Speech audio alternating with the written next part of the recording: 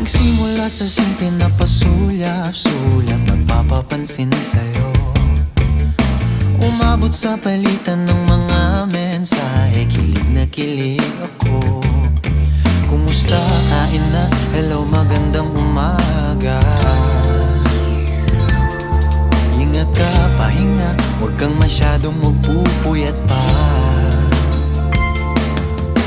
Naramdaman ng puso na dahan-dahan akong nahuhulog sa'yo. Sa kada araw natin na pag-uusap, meron